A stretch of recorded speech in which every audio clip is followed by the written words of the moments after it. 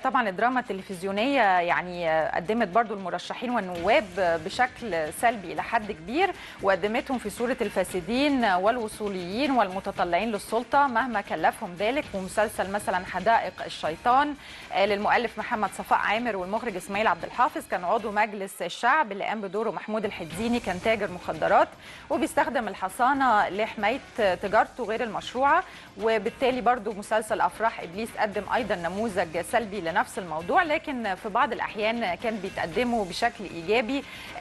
مثلا الفنانة إلهام شاهين أنصفتهم في أكثر من عمل في السينما، أيضا أنصفتهم في الدراما التلفزيونية كمان، وقدمت شخصية النائبة الشريفة مرتين، الأولى في مسلسل البراري والحمول، وجسدت شخصية زاهية المرأة البسيطة اللي بتسعى لخدمة أهالي دايرتها من البسطاء، والمرة الثانية كانت في مسلسل مسألة مبدأ، وقدمت شخصية أستاذة الجامعة اللي بتدخل البرلمان بحثا عن تحقيق العدالة. تعالوا نشوف مع بعض فقرتنا المحكمة ونعرف تفاصيل أكتر عن الموضوع.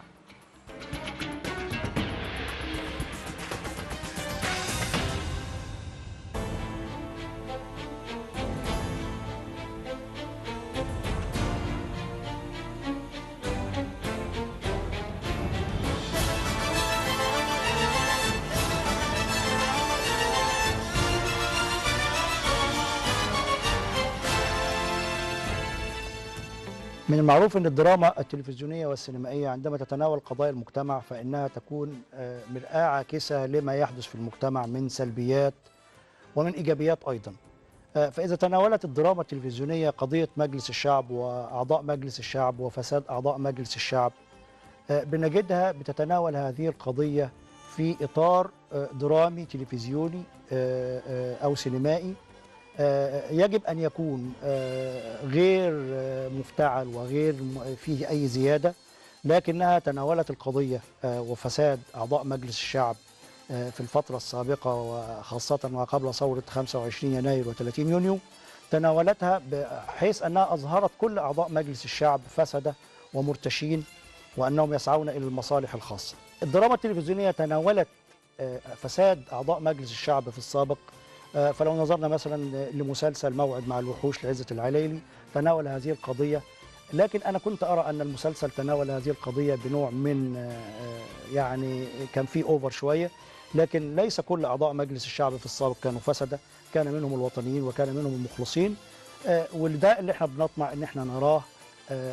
الفئة الغالبة في مجلس الشعب القادم، وده اللي يجب على الدراما التلفزيونية أن تتناوله بحيث أنها تظهر الصورة الإيجابية في أعضاء مجلس الشعب القادم، ونبتعد بقى عن أن نظهر كل ما هو فاسد ونحاول أن نضعه في إطاره الصحيح. الفترة السابقة كان المال يلعب دورة وكان الفساد السياسي يلعب دورة، لكن الفترة القادمة يجب أن يكون الناس على قدر من الوعي وعلى قدر من التدبر والتفكر في أمر هذا الوطن، ويكون الاختيار على أساس الوطنية وعلى أساس الكفاءة وعلى أساس الشخصية التي نرى فيها أنها ستراعي مصلحة الوطن وتعمل في صالح هذا الوطن.